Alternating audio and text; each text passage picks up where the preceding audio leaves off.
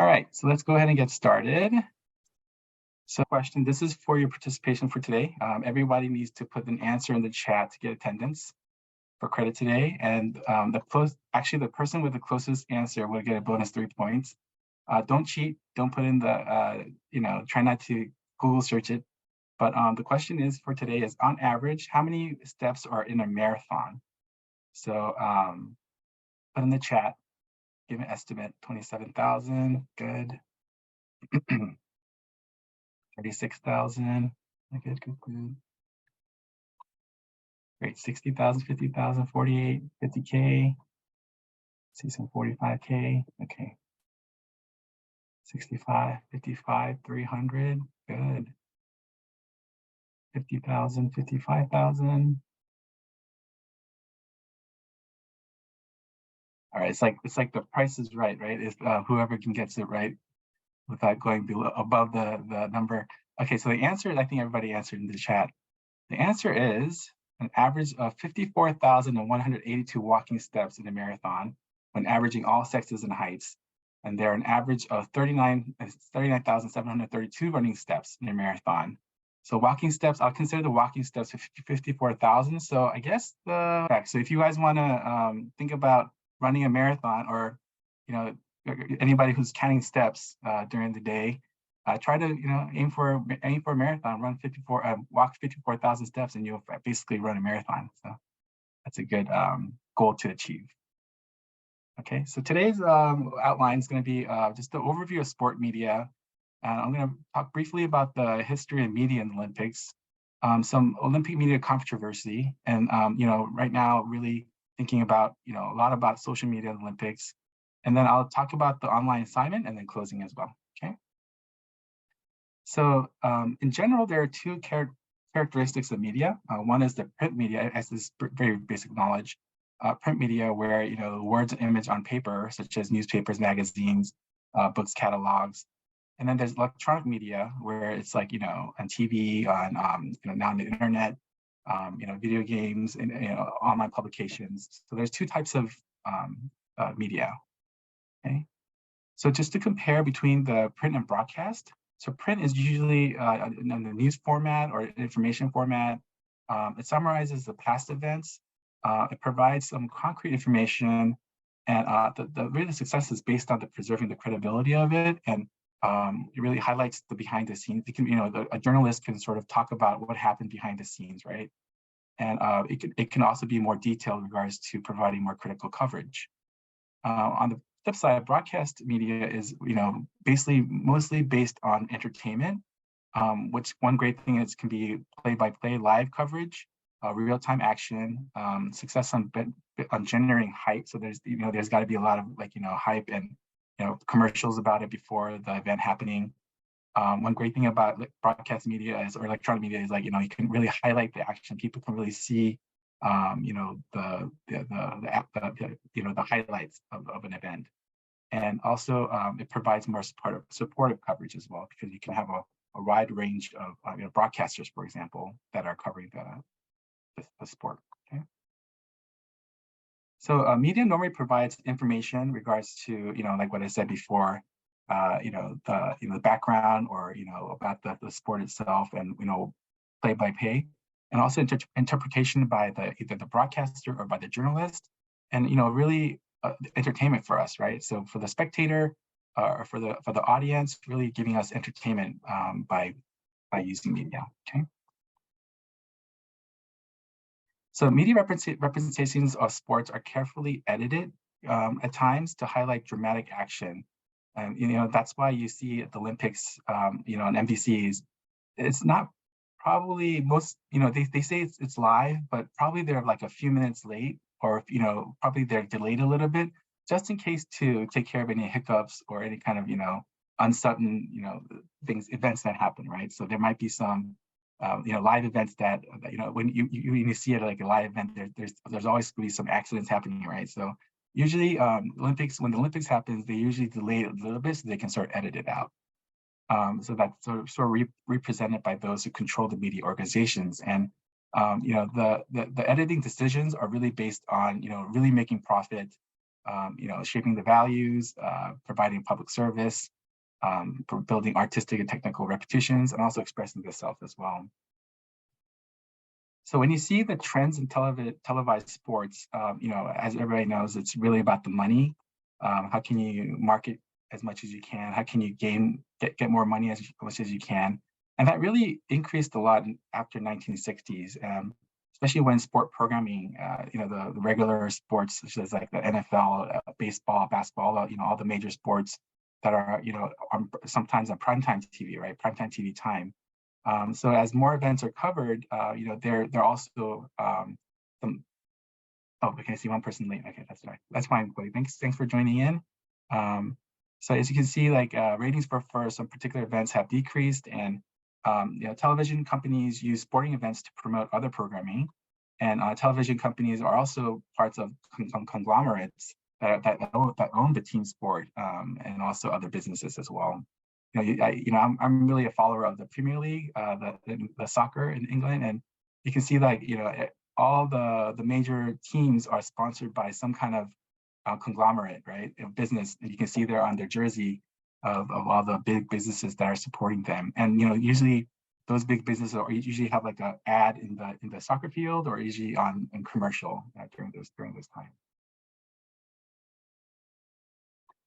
Now, there's more about the really increase of the use of internet. So one great thing about the internet compared to just traditional media is that it really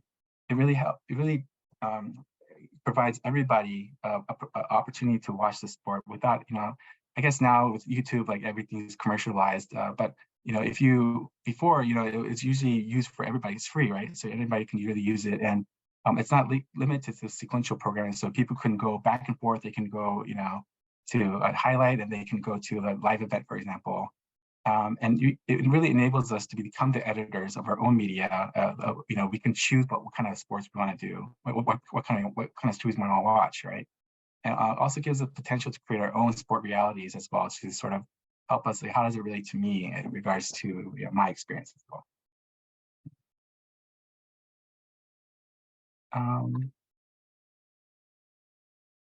So this question is, does sport depend on the media? And, it's really yes or no. For example, no, in a way that if it's like a smaller sport, smaller crowds, probably media doesn't have much effect. Probably not much media is there anyways. So, when it's organized for themselves, very intrinsic kind of sport-wise, where media coverage is not really traditionally widely broadcast, then it's probably doesn't make a much of an impact. But however, on the flip side, when there are like big events like the Olympics, then you're going to have some kind of dependency of the athletes performing based on the media, right?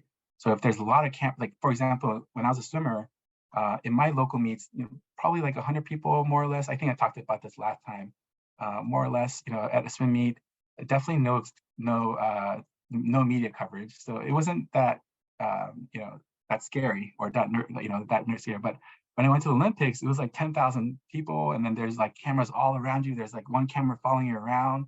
So that really, it's an experience factor. So like the first time I experienced that, it really threw me off a little bit in regards to having a lot of distractions around me, and not really be able to focus on my race, for example. So I think it does have an effect sometimes when, especially there's a lot of media attention, and there's a lot of factors related to that. Okay? So it can be good or bad, I guess. Like, some athletes really enjoy that attention, and they feed off from that attention, and they perform well. On the flip side, there's some athletes that don't perform well because there's just too much pressure on them because of the whole world's watching them, basically.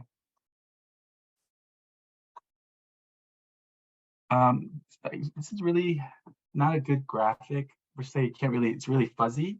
I don't want you to see like the details of it, but just see the trending bar graph. So you can see like after 1984 Olympics, the broadcast rights to like the Summer Olympics really increased a lot. So, for example, NBC paid $7.75 billion to the IOC, the International Olympic Committee, for broadcast rights that will basically run the deal to 2032. So they're basically just taking over all the Olympic coverage to 2032. and plus of all the other sports as well. So not just the media, like the traditional media broadcasting, but also the like social media platforms and everything like that. It's also controlled by NBC as well. But you can really see like how media really factored in after the 1984 LA Olympics, and it's really skyrocketed. And this is 2010, 2012 graph, but I'm sure like right now in Tokyo or Beijing this year, it's going to be really double, triple the amount of what we're seeing right now. Here's my mouse clicker. So my question is like, how has sports sold out to the media? And thankfully, I think it's still not, probably for two reasons, because sports are not shaped primarily by the media in general. They don't come to your practices. They don't know what you're doing in the background. They just come on the day of your competition, right? So I don't think it's really haven't sold out per se, especially in the Olympic sports. And the more professional sports, definitely there's some factors regards to media really controlling some kind of sports. But in Olympics, I feel that it's still a very amateur sport focused. Except for like basketball, for example, where you see like these professional athletes compete in Olympics. But most of the sports are amateurs. So, they like the highest level of competing will be the Olympics, and that's where they will see the highest level of media attention to them. So I don't think it really factors them in. And regards to the media, including TV, they don't operate in a political or economic vacuum.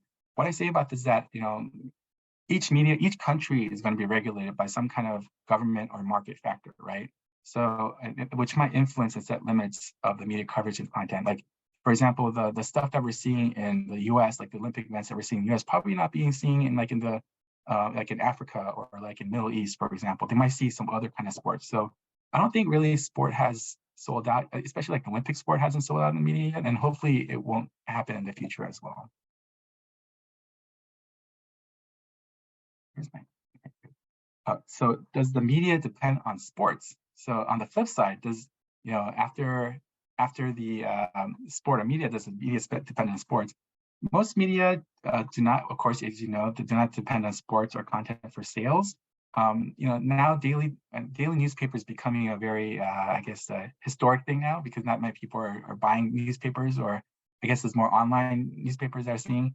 But they have some dependent sections on sports sections to increase like the circulation and advertising. So, they're going to definitely have some kind of reliability of having some kind of sport event, to always having some kind of sport event in order to have that kind of section, right? And then most television companies have depended on sports to fill programming schedules. So to attract male viewers and sponsors that they want to react to, like, football, for example. I won't take although it's both genders can watch it. If you see the ads, it's very very male orientated at times, where there's a lot of male focused ads, like shaving, or those kind of eating, barbecue, like those kinds of things, right? So they might have some influence regards to the type of sport that they're showing, right? And you see on the flip side too, like any kind of female oriented sport, you might have some more female focused advertisement or female focused content there, right? And I'll talk more about this gender issue that's going on in sport and media as well. So does media impact the sport-related behaviors? I have a psychology background, so I'm very interested in like how media really impacts the behaviors related to sports. And there's some positive, some negative, especially the active participation in sports. Attendance, definitely. I think if there's if like, for example, in a college basketball game, at St. Joseph's University, if there's like ESPN showing up, I'm sure there's going to be more people showing up. And I'm sure as St. Joseph is always packed and always sold out, but I'm sure there's going to be more sort of people going to the stadium because they know that ESPN is going to show up that day, right? And unfortunately, there's also gambling on sports, where it's always going to be a factor. You see at times where athletes actually get paid to manipulate their sport to help with the gambling, to help the chances of winning for some person, right? But media are sometimes indirectly linked to gambling, and in internet now, definitely with like FanDuel and like those kinds of other kind of what do you call it, like the gambling apps, it's definitely going to impact the sport-related behavior. And I think you've seen that before, like in football, for example. Like I forgot the name, Atlanta Falcons person. They might put that in chat. But I think Calvin Ridley, for example, he was actually betting on himself, like how many catches he can take, or like how many yards he could do it, right? So those things can definitely have. Yeah, thanks Shane for confirming that. So there's definitely some kind of impact on that as well. Gambling definitely has an impact. So the profession of sports journalism, so it's kind of from way past our time, but it really doesn't. The ideal sports journalist should not factor in like the cultural ideology and public consciousness, and really highlight the tension between the players and the. There shouldn't be like a tension, actually. There shouldn't be a tension between the players and sport writers, but it really has intensified at times where people, they there's like some athletes don't like what people say at times, for example. So there might be some issues with regards to tension and also some ethical issues as well. And let me show you. And it's like for salaries, for example, there might be some famous broadcasters that are earning more than some athletes, right? So there's some also issues of that as well. So this is like an old table. I'm sorry for the 1994 reference here. This is the only thing I can really find. But if you see here, I just want to show you like a comparison between the sport writer and like a broadcaster announcer.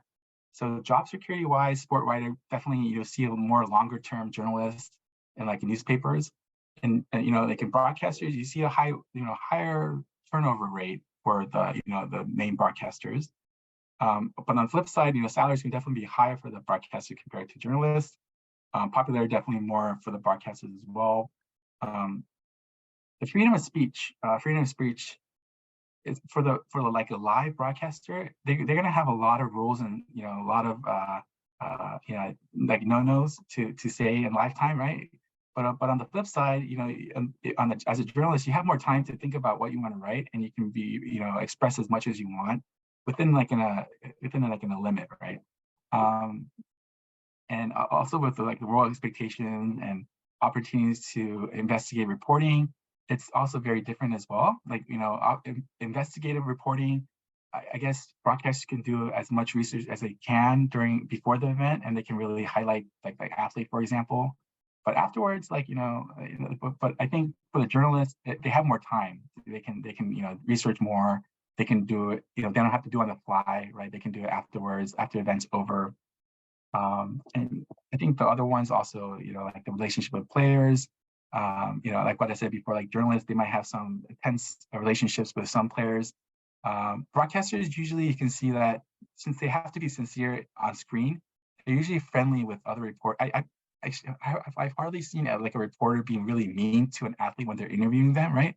Usually it's sometimes I guess some questions that might irk an athlete or might irk a coach, but not really like attacking them per se, like on live TV. But on the flip side, like journalism, you can really be political, not political, be like editorial in regards to having more of a saying of the athlete. And you won't have, I guess now with the internet, like people could comment, but back in the day on newspaper, you can't really comment back unless you call them and you really direct direct the issue. Okay. So I thought that was just an interesting comparison between a sport writer and a sport announcer. All right, so let's go to the history of it. How are we doing the time here? Let me see. So good, we're getting the time. I just want to talk about the history of media in the Olympics. So brief history, starting with the modern Olympic Games in 1896. There were short cinematography sequences like newsreels were shown in cinemas. So the public could see a glimpse of this event outside the stadium.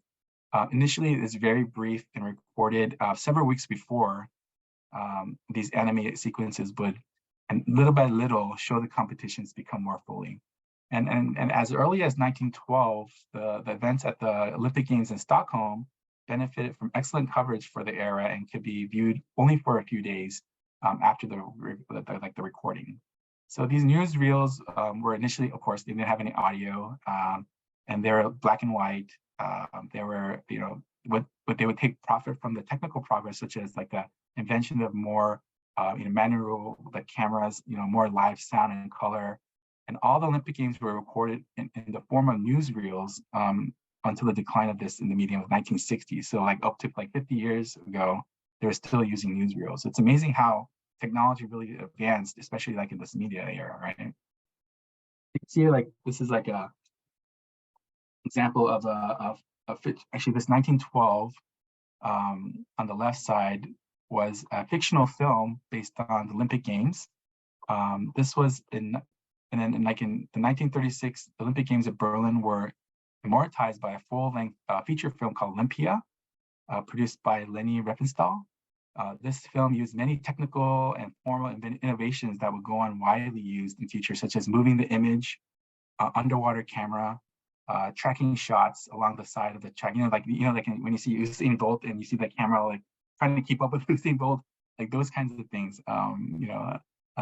Aerial images and multiple viewpoints as well. Okay, and at this time, in like 1924, there's finally some live coverage regards to radio.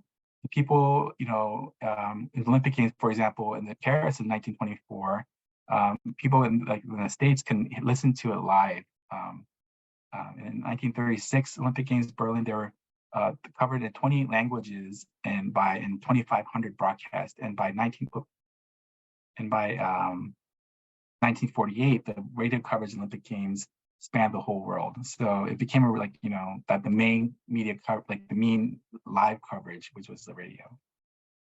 And then there's definitely numerous improvements accompanied by progress, such as the progress of the technology itself, such as the arrival of color TV in 1960s, the improvement of image definition, accumulating the high definition in around 2008, and now the internet really, right, from 2004 on, where now, like for example, like in 2012 Olympics, 230 hours of live 3D broadcasting was held.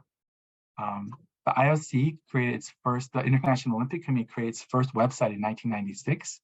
And that same year, the website launched the organizing committee for the Olympic Games in Atlanta, and it had about 185 million hits during the period of times. And the number of fans and the subscribers to the various websites set up in the framework continued to increase. And the Olympic Games in Athens 2004, which was my last Olympics, were the first to be streamed on the internet. And in 2012, on the occasion of Olympic Games, the digital coverage exceeded the digital coverage exceeded the televised coverage, thanks to laptop, tablets, computers, mobile phones, and the equipment with like the integrated browsers. So really, the Olympic Games after 2004 was really accessible at any time, at any place, for any person. So you can see here just the graph of the modern media environment the past 20 years or so.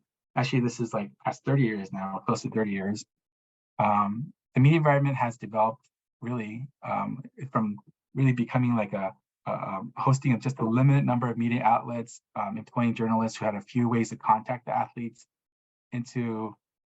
from the internet, after the internet, really jumping into thousands of broadcast channels and larger field journalists who can contact athletes directly.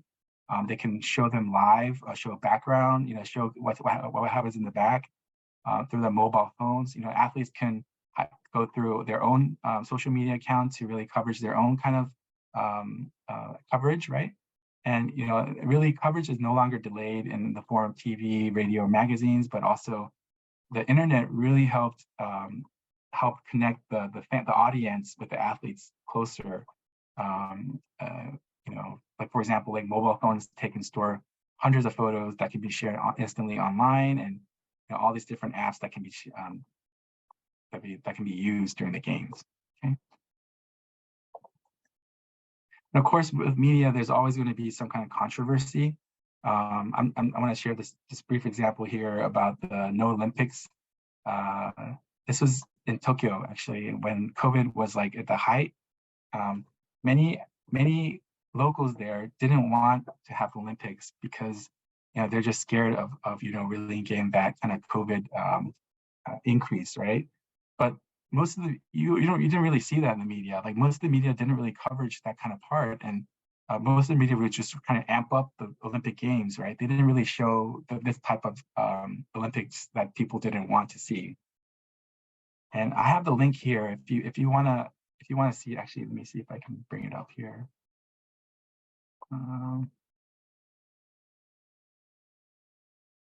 Yeah, so you can see here, like this is just an example of that picture that I showed you. You can see like opening ceremony overshadowed by protest as Olympic backlash swells in Tokyo. So thankfully the LA Times, they sort of coverage this, but this is like very rare to see, especially like an Olympic event. You don't really see like those kinds of negative toning, opposition kind of media. And one other thing about the controversy is like media really controls competition schedules. So I wanted to share that kind of when like Olympics are held in Asian countries, the finals and the prelims are flipped up. So usually a tradition like in swimming, for example, you swim in the prelims and then you compete in the finals in the evening. Swimming in the morning, the prelims, and then compete in the evening. But due to the Olympics, like people want to see prime time, like live coverage. In order, 9 a.m. there is 8 p.m. here, and 8 p.m. here is 9 a.m. over there. So basically, they had to held the finals in the mornings, which really tripped off some athletes regards to their biorhythm and their adjustment to the time. And I was really surprised at that time too, because that's when I really realized like how much media controls the Olympic Games regards to they can actually change the times. They can actually change everything regards to athletes' environment and also how to the competition time, competition schedule. If they want to share if they want to have like a highlighted event, they probably push it on the back to make it more prime time. Another thing is about the female Olympians and Paralympians who receive less coverage about their sporting achievements, but more about like their appearance or their background stories. And there's also, with regards to Olympics, there's really strict sponsorship and requirements. So like Olympics is very, very they want to keep it as amateur as possible. So they really restrict you from wearing any kind of like sponsored kind of attire unless it's like official brand for the country. So let's say like for example, our there's like this local Korean brand called Prospec was our main sponsor. So we can wear the Prospec logo, but if I had like a Nike T-shirt on, or like something like Adidas, something like that, and it's shown on TV, that's a big no-no. So they'll either cover it up or they tell you to take it off and wear something else. So that really helps, that really shows like how much media really controls, and there's a lot of controversy in regards to that. Like what I said before, the media really focuses on the winners, losers, and final scores. And it really, as any media, it will focus on the big plays, the highlights. And there's always these masculinity versus femininity themes where the coverage privileges men over women. Heterosexuality is assumed, homosexuality is erased and ignored. Coverage reproduces dominant ideas about manhood, but may challenge ideas about femininity. There's also issues about the race and ethnicity themes where racial ideologies has influenced coverage about Black athletes, especially males. Whiteness is erased in coverage. It is assumed to be the standard. And then also nationalism is emphasized where it's like you versus us, where Olympics really is about like a big festival of all the countries meeting together, right? Individualism is highlighted regards to like they really highlight like this particular athlete in particular, and sometimes aggression is glorified where athletes are presented as warriors or like the soldiers, the ones who have taken going to war, for example. So those are kind of those are images that we usually see, and that's how we sort of, I guess, not brainwashed, but sort of acclimated to. Sort of, that's what we see all the time, right? We don't really see the opposite kind of events. And I want to share this example of this coverage about corporate sponsorship and gender ideology. So this is Simone Biles. This is not Simone. This is I forgot it. The famous. I'm so sorry. I should know this name. Very famous African American swimmer, a female African American swimmer. She was like the first African American woman to win a gold medal in this particular event. But yet you can see here that the highlight is Michael Phelps shares historic night with the African American. Like, what the heck is that? why they highlight that? And like no NBC anchor, those female gymnasts do not look like they might be well standing in the middle of the wall. And what kind of comment is that as well, right? And like there's another tweet or comment after a woman just won a gold medal, announcer literally said, there's a man responsible, as camera showed her husband and coach.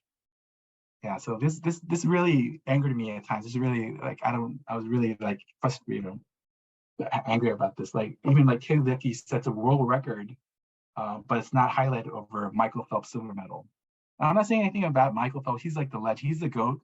But like setting a world record is way more. It's a way more higher achievement than winning a silver medal in the Olympics, right? So like when decision making power in large media corporations, they're the ones who, and the male executives are the ones who love the sport. So they're going to be the ones who are really highlighting. And the values and experience of men are deeply embedded by the cultures of these corporations. So these are just some things that you can see, and I hope that you learn from this, and you can apply this into your own world about how can we make this change into a more gender equality, race equality kind of sport setting. Okay, let's go over to social media Olympics. Now social media has really skyrocketed this past, I guess, like 2-3 Olympics, where before traditionally television broadcast rights were the main thing, but now I really distinguish between Olympic related content. But now the social media is actually restricted in times where the IOC can sort of restrict you what you can actually film as an athlete. Like for example, an athlete, if they have like their own TikTok account or like their Instagram account, there might be times where the IOC might come in and say you cannot, don't take a picture, don't take a video clip of that, because it's it's all owned by an NBC, for example. So like mobile friendly social platforms begin to integrate into Olympics, and athletes and fans use them platforms to share their live updates, special behind moments, and behind the scenes. And the rise of the social media, the social broadcasting technology has provided a huge opportunity for like Olympic athletes and teams to really bring coverage to fans like they've never been before. I really hope that I really wish that I had this kind of experience, because before my time, it was all about the TV and the traditional, and internet was like a rising thing, but it was like email, that wasn't really like the apps itself. So now really all these apps really are taking over the media coverage, especially at the Olympics. And this is just like some general stats about the social media. So it's really becoming an increasing way to engage audience. There are about 100 million plus unique users that use the Olympic digital platform or use the Tokyo 2020 app. And social media posts at Olympics channels generate over 3.7 billion engagements. At the Tokyo Olympics, athletes posted viral TikToks behind the scenes, including jumping on the bed. Yeah, I'm sure you've seen that, jumping on the car bed, debunk claims that the beds were not strong enough to withstand vigorous activity, and they were considered like anti-sexual kind of beds. And there are copyrights and restrictions that sometimes, like what I said before, like online content can be restricted at times. So IOC can step in for that. And there's always going to be some controversy with regards to social media. Simone Biles, the gymnast, I guess Simone Manuel was the swimmer. Simone Biles is the gymnast. So like as you guys know, in 2020 Olympics, that she had a lot of pressure and a lot of stress. A lot of pressure was her, her being the GOAT of gymnastics. Like a lot of people were looking towards her, and I'm sure she got a lot of comments on social media, so that really pressured her. And I just want to share this this comment about what she said was, like, since entering into tapestry, I am alone with my head, dealing with demons in my head, and I must do what is good for me and focus on mental health and not compromise my health and well-being. And I think she wrote this in a tweet, just saying that she's going to stay off a social media platform because she doesn't want to. She doesn't want that pressure. So like after that, Simone Biles' withdrawal from the final Olympics, Olympics have said that they abandoned several social media platforms to protect their own mental well-being. Like this, for example, Ariane Titmus, the Olympic swimmer who won 2 gold medals, stated that she removed all social media to get that external pressure out of her, just to focus on her race. Okay.